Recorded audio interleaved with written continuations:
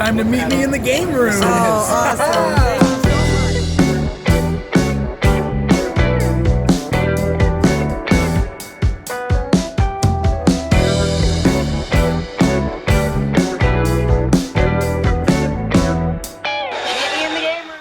Welcome back to Meet Me in the Game Room, peeps.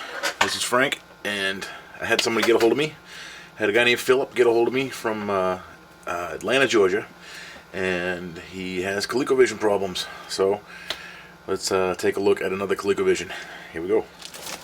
Yeah, this is too big to open up here where I've got the camera set up, so I'm not going to do that. But Phillip, I got your box. Let's fix this thing. All right, I've got Phillip's system here. I got power to it, and I've got it hooked up to the TV, and I got some Donkey Kong action in there, and I'm going to show you what I get here. So yeah, I'll give this thing some power. We get black screen. We've got some noise, some different noise. Hey, we got blue.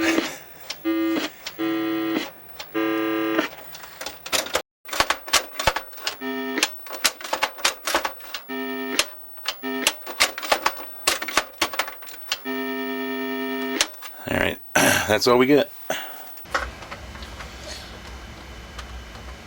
This is very nice.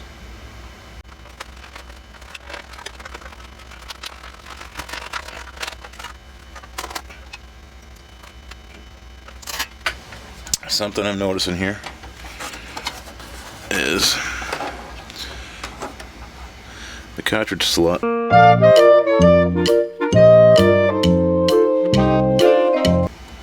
That gap right there is very wide open, so we're going to get that cleaned up too and see if we can tighten up those pins a little bit. Alright, so there it is, outside of the case and all that business.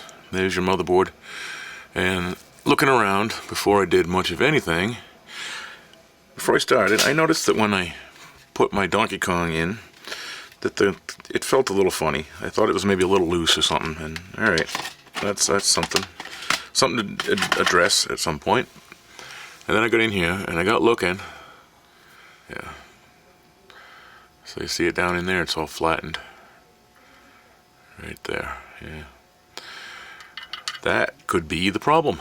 I'm gonna see if I can bend this one up, but I'm probably gonna have to get a replacement because I don't think it's gonna bend. But we'll see what we can do.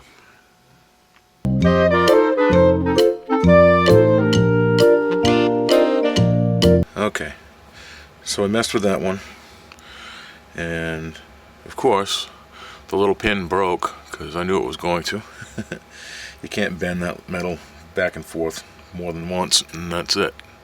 But I did bend the pin back into shape just enough that I was able to put my Donkey Kong in there, and I fired it up and I played Donkey Kong. It was a little scratchy, but all the color was there and everything was there. So what I think is, once I get the new cartridge connector on there and clean up this power switch, I might not have to do a 5-volt modification with the new RAM chips. That was the plan. I was going to be doing all these RAM chips because we figured a black picture, RAM's gone bad. But in this case, I was playing again, so that RAM is obviously not bad. So there's no need to replace it. So I did dig out another ColecoVision and I stole the cartridge port. It took a long time to get this off of the board because Coleco like to use tons of solder to hold these things on. But I'm going to get this one off, get the new one on, just like that. This thing is off. I say just like that, but it took about an hour and a half. Well, sometimes we have to suffer a little bit to get these things done. But there is the harvested part, and it looks really good. Also, while I was in there, I pulled out the power switch, and look at the gunk. Look at the gunk on the outside of that thing, right? That's what happens on the inside of these things. So I'm going to clean this up before I put it back together. And actually, I figured that opening this up I would get on camera. So just what you see, what's in here for the first time in 40 years. Oh. Yeah, see how sticky that thing is? Come on. Ugh. Ugh. Ugh. So yeah, there's some mud in there. That's the inside of your power switch. I've cleaned this now. This has been cleaned with alcohol. Cleaned it all up. I cleaned up the inside contacts. Everything's cleaned with alcohol, nice and clean. But it's still pretty cruddy. If you can really get a good look there, it's kind of cruddy. Metal polish. This stuff is metal. Use some metal polish, folks. And this is going to make this thing last 50 times longer than it would have if just being cleaned by itself. I can clean it up and I can put some grease in there, and yeah, it's going to work. But it's going to get gross a lot quicker than it would if you would just shine this metal. I just got a little bit of metal polish on Q-tip here, and this is going to get off any extra residue. I mean, this looked like, after it was clean, you saw it still looked like it was burnt a little bit, and like it looked like it was down to like bare copper or bare brass, whatever that is, right? Alright.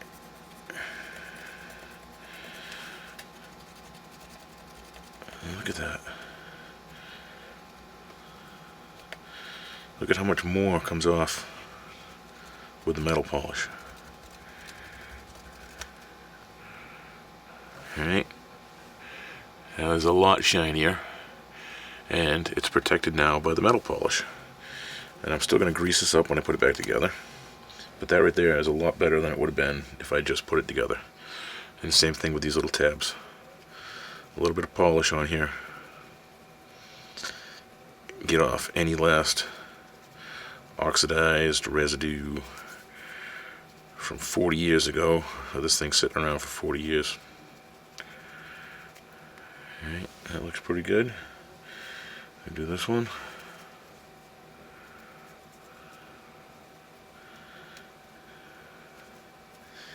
Getting down there on my polish.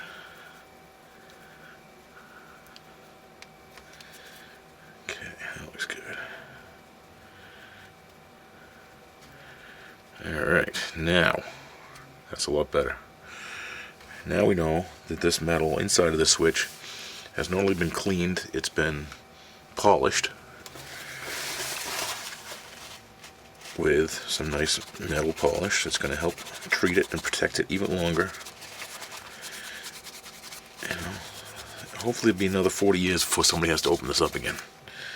And it won't be me.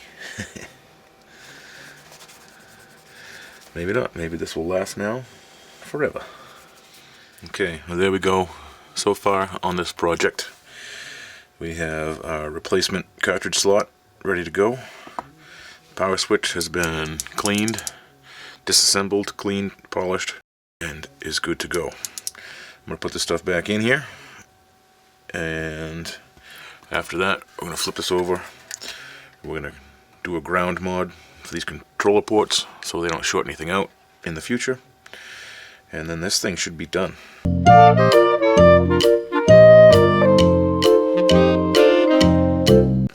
We'll test it out and we'll show you how it goes. So let's get this cartridge slot in here first.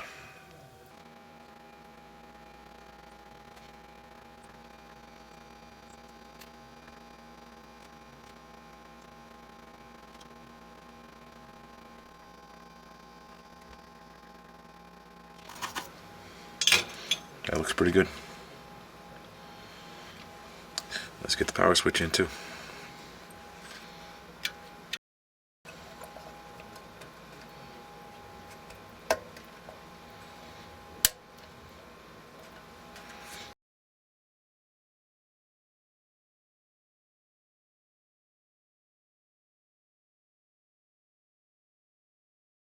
That looks pretty good.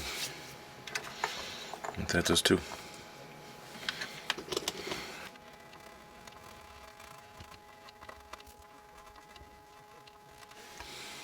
Alright, that looks good. Right there are the controller ports. Right there is where they mount to the board. And these are the Ruggers Customs ground chips. and you can use these in anything with the 9-pin, Ataris, Sega Genesis, ColecoVisions. And what it does is it puts a resistor on every single line in there.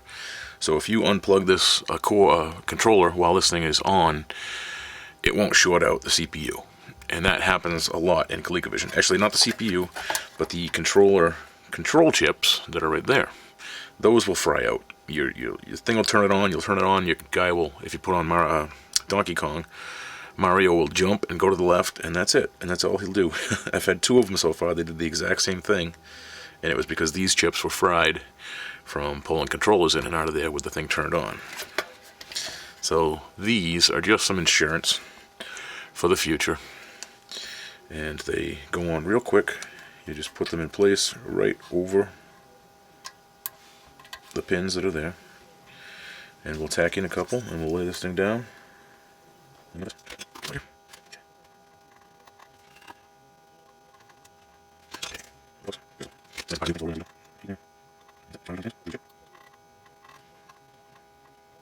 Okay, and then what they want you to do is run a ground wire.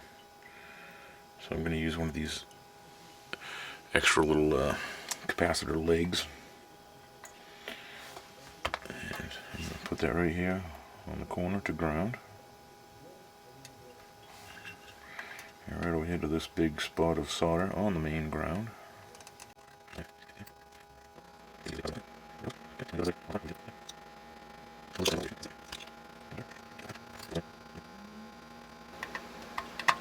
Beautiful.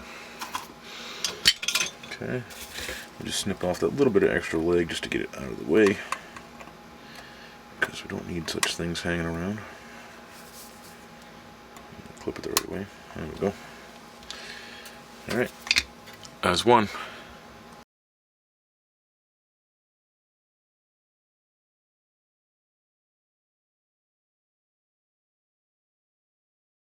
Now, we have a new cartridge slot put in there. The power switch has been cleaned up. And that's it. We're going to keep the original RAM in here. And we're not going to mess with that because I believe it's fine. If I get it all back together and it doesn't work, well, that's another story. I will get back in here and do the RAM.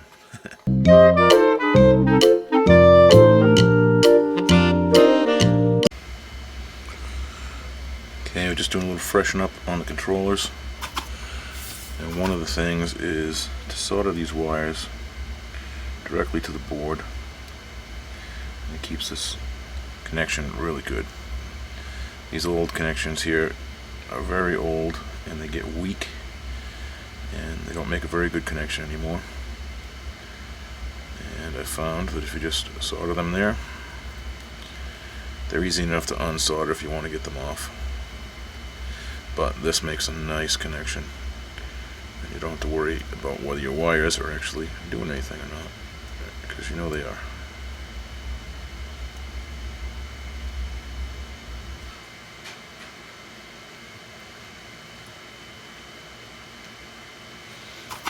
Okay, that's that one. Alright, just quick here while I've got the controller apart. I wanted to show you. These are your little, this piece sits here in the middle. These sit underneath like this. And this metal contacts this metal. And that's what makes you go up, down, left, and right. Okay? So these, the bottom side where it makes the contact is right there, that little dot. And that's a little dot right there. Now, I take these off because they come off pretty easy, and it's really the only way to really polish these up. You can get in there with sandpaper and some other cleaners, and it works, but it doesn't work that great. So, I recommend taking these contacts right off and cleaning this with some nice metal polish. I got a little bright boy on a Q-tip, and we're going to polish these contacts. Get them all wet, let them soak a second. And I work on one. Do the next one.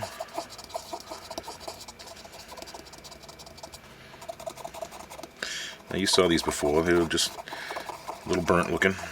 I mean, that's a lot of years of use and abuse, and then a lot more years of oxidation buildup on there. So we're gonna take that stuff off of there.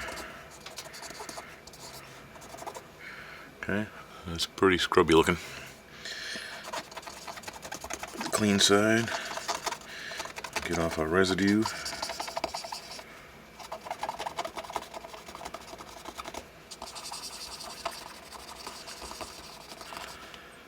Yeah, I'll even brush that out a little bit.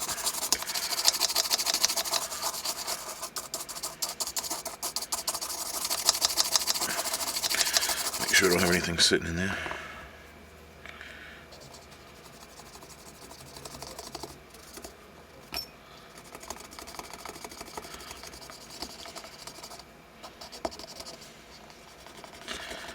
Look at that, you can see the shine come back to those contact points now, right? Those look pretty good to me. They look a lot less burnt than they did a few minutes ago. So I'm going to clean up the other sides, the contacts, and then I'll get them back together. So I got the contacts off of the second controller. You can see all these contact connections to here are pretty black too. They're gross. I'll clean those up. But look at that. That one is broken. And yeah, it still kind of worked, but that's no good. But check it out. I have a spare. So we're good to go here. No worries. We'll get this thing rocking and rolling.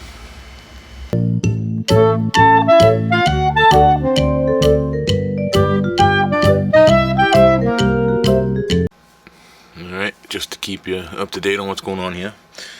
This is your controller port for number 1, the chip. This is the controller port. This is the chip for number 1 that controls it. And this is port number 2 over here. And right here is where I pulled out the bad chip. And we are going to put in a brand new good chip. Stay with me. There's the new controller chip right there. That should be good. Our player 2 should work. Our new cartridge slot is in. I have a little couple of bolts here with computer case nuts to hold that in there nice and tight. I don't really think it needs it, but I put them in anyway, just because it was riveted in there before. These are our grounds, chips, that's what those are. Little jumper for that. And now this thing should be good to go. I'm going to throw it back together. Oh yeah, we did the power switch too. That's really nice now. Yeah, I'm going to put this thing back together. We'll try it out. Alright, Phillip, we got your ColecoVision back together. This is it right here. Sorry, I didn't do too good of a cleaning job on it, but I cleaned it. It needs a little polishing. We got a new cartridge slot in there. There's the old one with the broken off. It ended up being one pin that was bent over. It was mashed into a second pin, so it looked like two that were flattened. So the one pin, I did bend it back, and it snapped when it broke, when I bent it. But I was able to test the machine that way, and it worked. So that was a cool thing. But I didn't have player 2. So there is the player 2 control chip. That's the old one that was burnt up. I replaced that. And the controllers are back together. And this is the broken contact in one of the controllers. You can see that. But we're going to test this thing out. I got my Donkey Kong.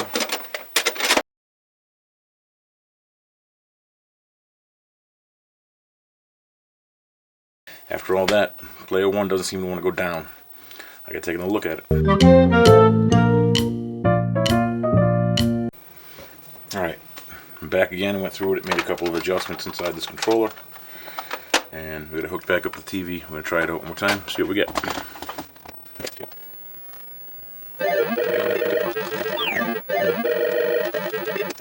We still don't have down, but I did plug in the player 2 controller into the number 1 port, and it does go up and down fine. The problem is definitely in this controller. Let's find it.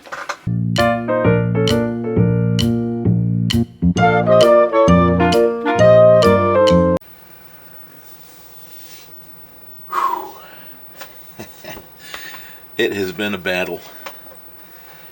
Phillip, your ColecoVision is good. This thing is good and good.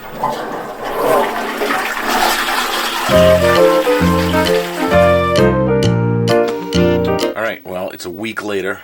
I just got the controller back from Phillip because I sent off the stuff. He got the stuff, and the controller that I rebuilt for him didn't seem to work. So I've got my ColecoVision here.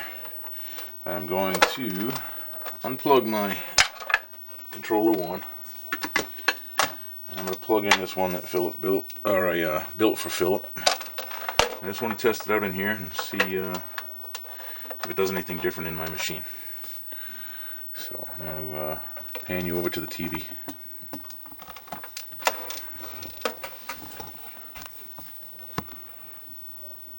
Yeah, that's good. Alright, this is what we get.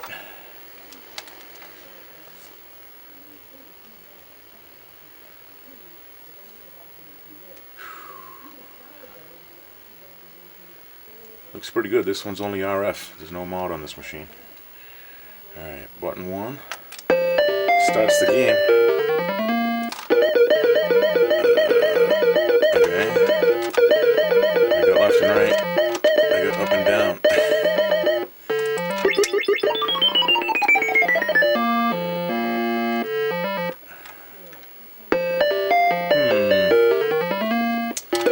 Let's try this again.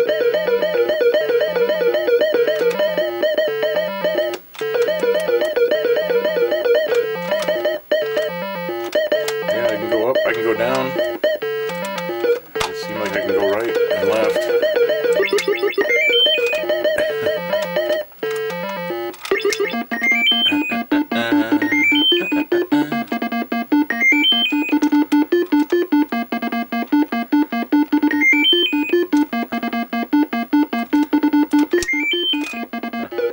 Boy, that lasted a long time.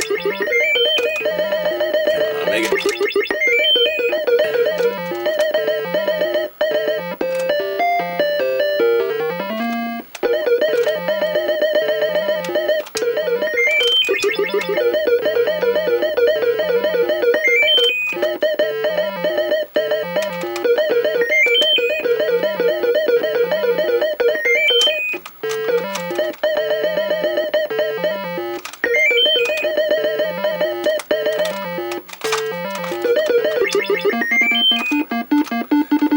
Come on, you gotta admit that was pretty slick. Come on. Jeez. Die already.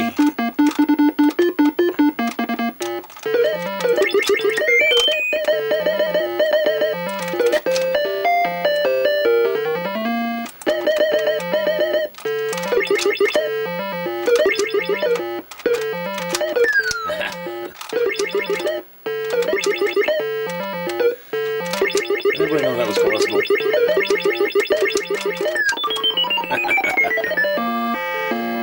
Alright.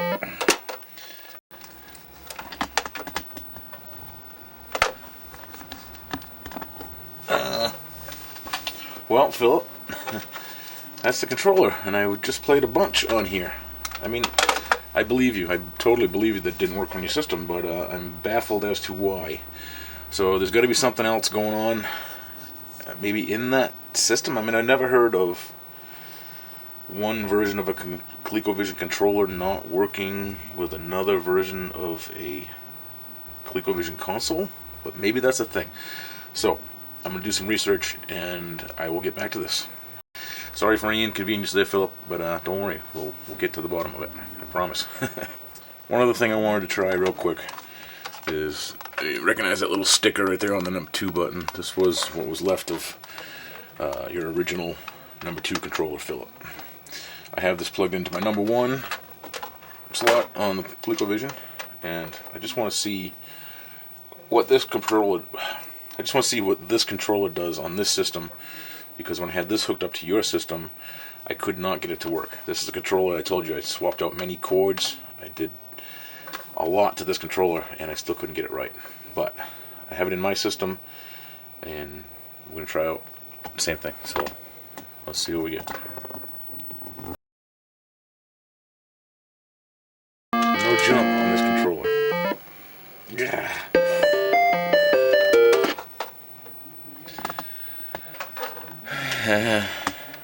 Alright. I have no jump. So this button seems to be out. I swear. I've taken this button apart. I'm gonna rip this controller apart one more time and see if I can check out this jump button. Alright, Philip. Let's get inside of this thing. See, figure out what's going on. Yeah, it's pretty clean in there, right? Because I've taken this thing apart a million times.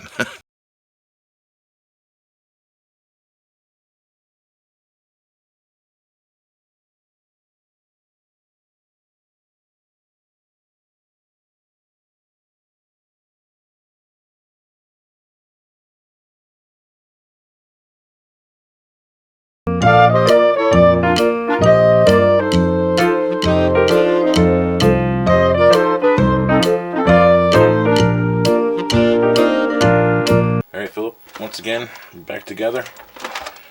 We've got it plugged into my ColecoVision, and we're going to put you back over to the TV and see what we get.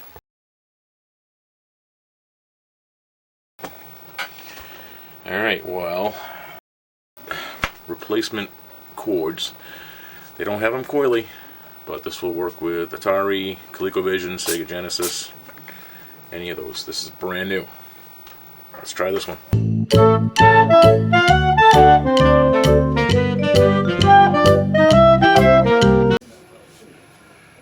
It has been days, and I stopped filming like 3 days ago because I've been baffled by this controller, and I have not been able to get to the bottom of it. But I just found something. Alright, so there is the microscope. Actually, there's the microscope, and the control board is down there. And I just found what you can see right here. That trace connecting the blue wire out of the cord connects right here. And then it continues on right here. But right there is a broken away trace. I'm going to connect this up and fix this, and then I'm going to try this cord again on Philip's original controller. We'll see what happens.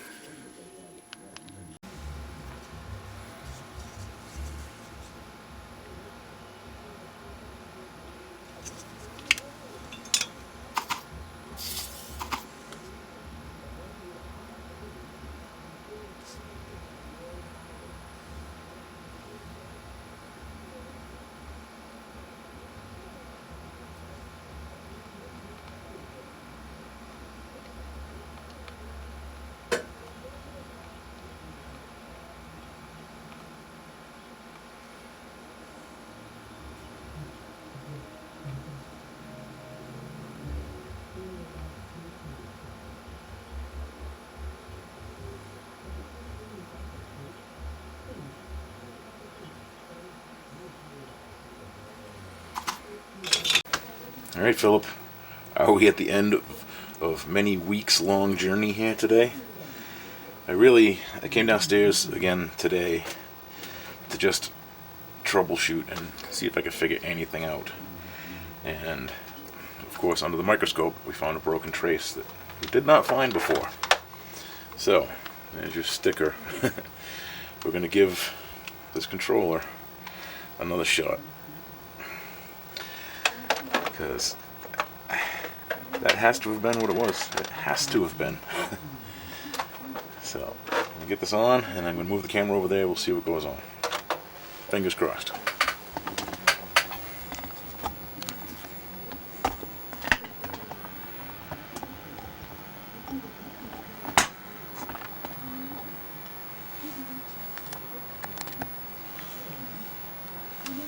Alright, here we go. Will he jump? Oh, he jumps. That was the problem. There was a broken trace. This is your controller working perfectly fine.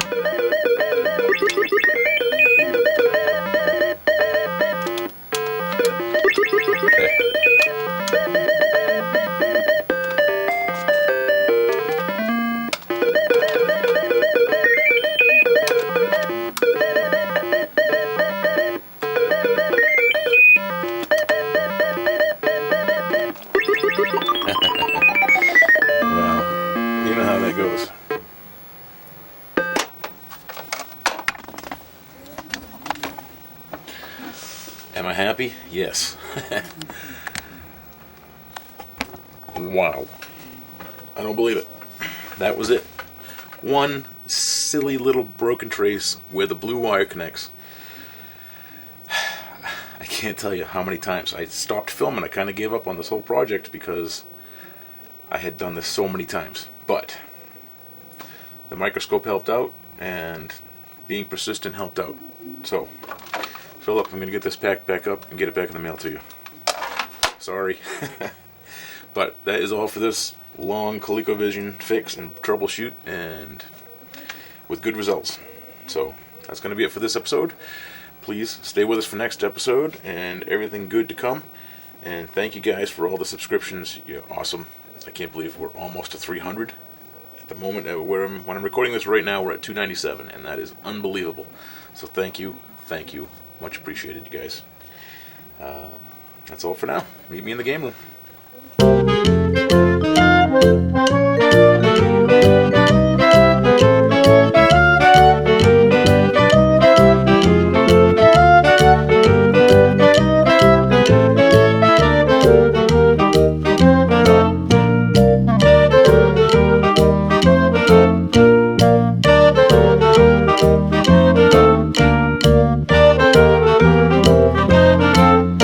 This was a battle, but it's over, and I won. And yeah, Phillip, awesome. It was good to work on your system. So that's all, peeps. Meet me in the game room.